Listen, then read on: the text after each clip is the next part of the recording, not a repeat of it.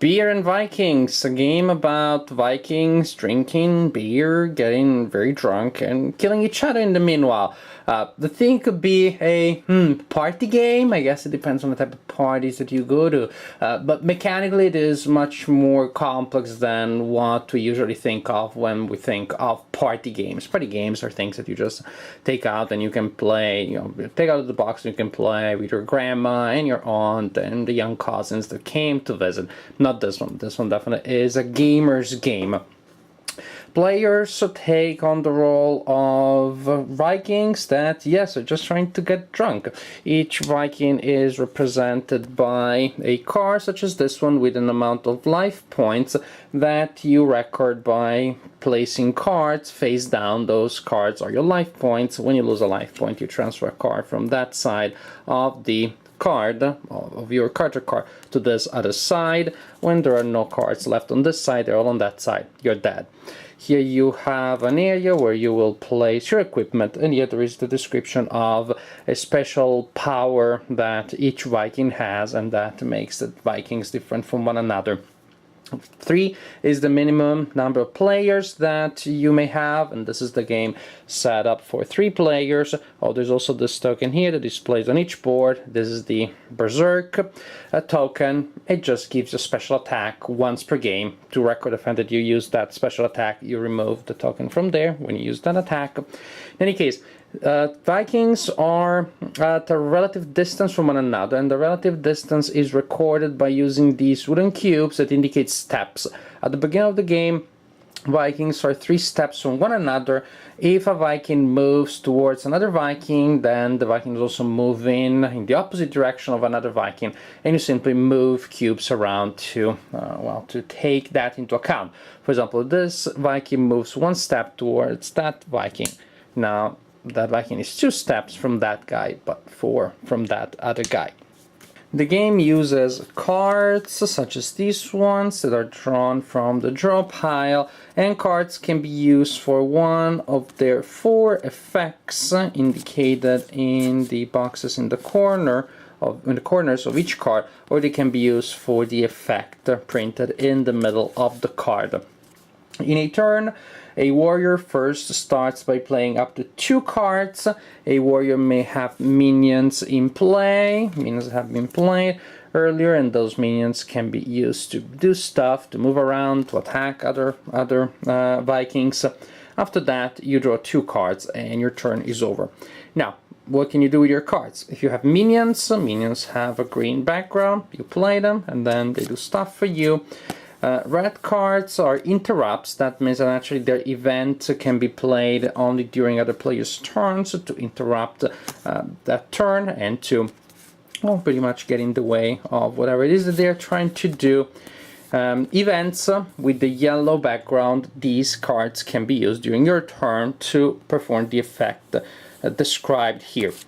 Now, the effects of the events and the interrupts are indicated using visual language. I guess they wanted to make the cards very international. That means that, however, sometimes some of the visual language can get a little ambiguous. We had a couple of cases in which we had to discuss what exactly the sequence of symbols meant and what the exact effect of a card was, but we kind of figured it out.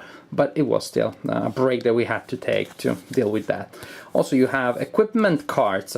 Each player starts with a family sword, and well, the cards that are equipped there will be used to resolve attacks, and also they will use in combination with cards that you play from your hand.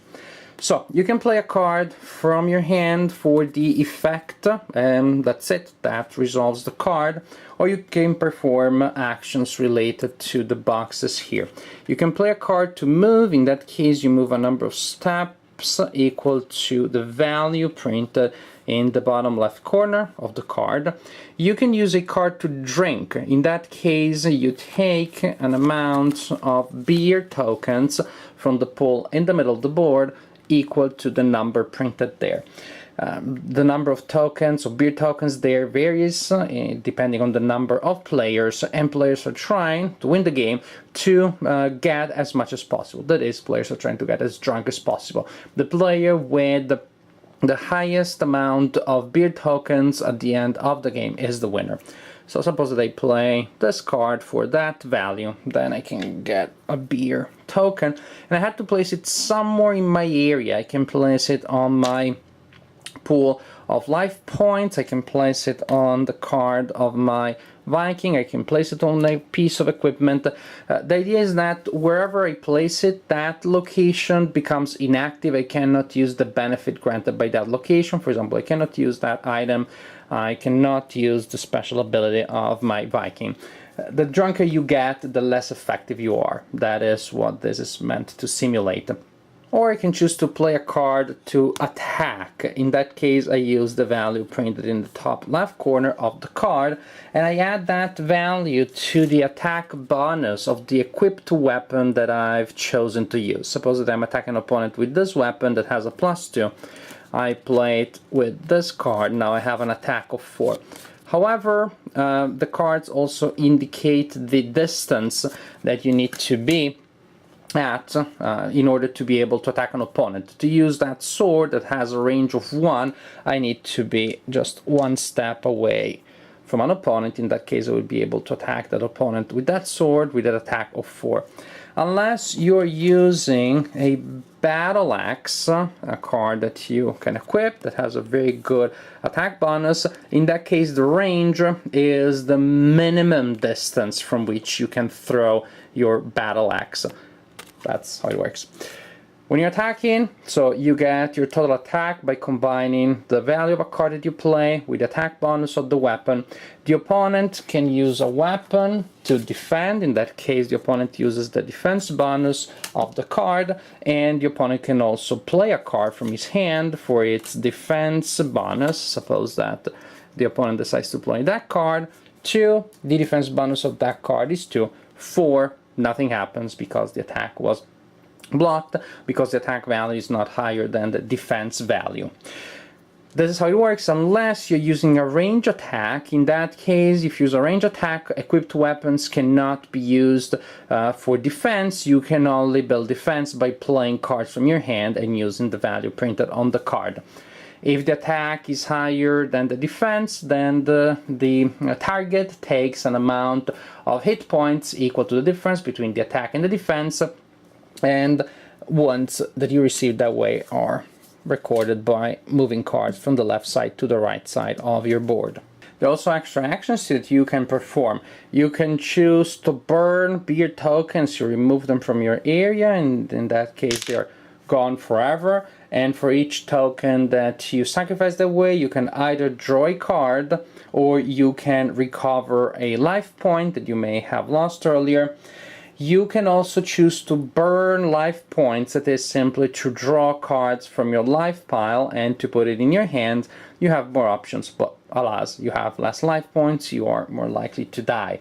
Oh yes, and you can also die.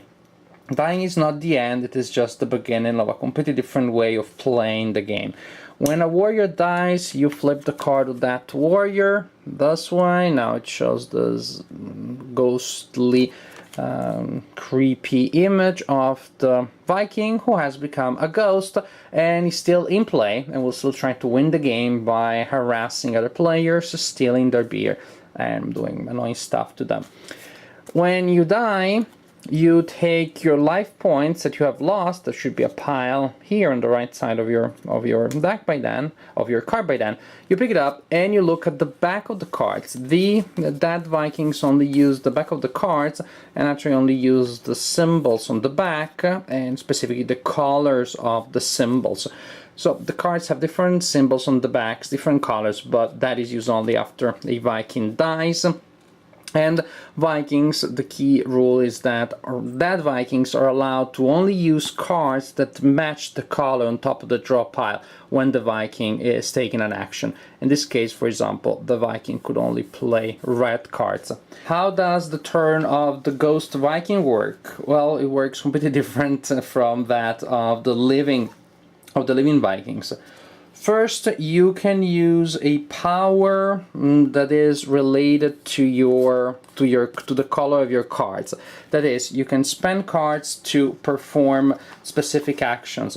For example, if you play red cards, you can add or remove a step anywhere. That is, I guess you're pushing people around. If you play a yellow card, then you can move spirit drink counters, that is beer counters, possessed by a warrior, but you move them, you don't really take control of them or anything. I guess it's just a matter of, disrupting other people's strategies. Or you may play blue cards, if you're allowed to do so, to draw a random card from any warrior's hand and give it to another warrior. So you can play the back of the cards to disrupt other people's plans, even though that is not a direct way of furthering your plans. Maybe you just make sure that the leader is losing advantages, is losing resources. Then you must draw a card from your deck, and then finally you can choose to do one of two actions. You can choose to simply steal beer counters from there.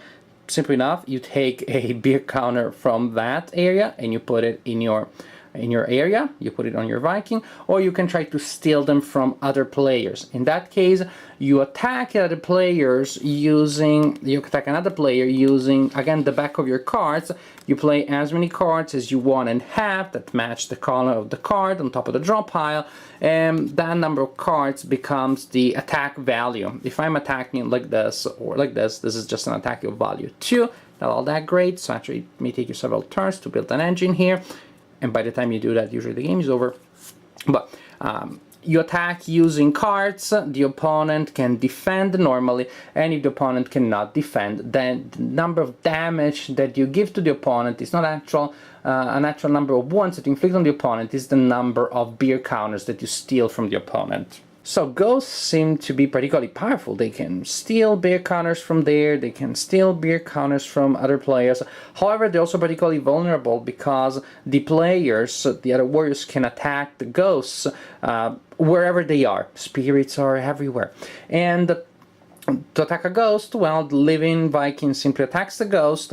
The ghost needs to discard a card that matches the color on top of the draw pile in order to avoid the attack. If the attack is not avoided, then the ghost loses a beer token. So actually, to do something, the dead Viking needs to put together a lot of cards, and it is still a good idea to keep some behind to be able to defend yourself against the attacks from the opponents. But as you can see, those are two completely different styles of playing. The ghosts and the living Vikings will be playing two different games at the same time. In a nutshell, did I enjoy this game? Not very much, unfortunately I have to say. I hoped I would like it much better. The game seemed to have a lot of potential. In a way, it reminded me of Bang. It seemed like it could be Bang, just louder and with more beer involved. But, well, I see how, on one hand, it is supposed to be something that is just pure crazy fun. You attack people, you get your warrior drunk. It's something you shouldn't take too seriously. Just, you should enjoy it for the fun of throwing a stool or a battle axe to your best friend or to your companion.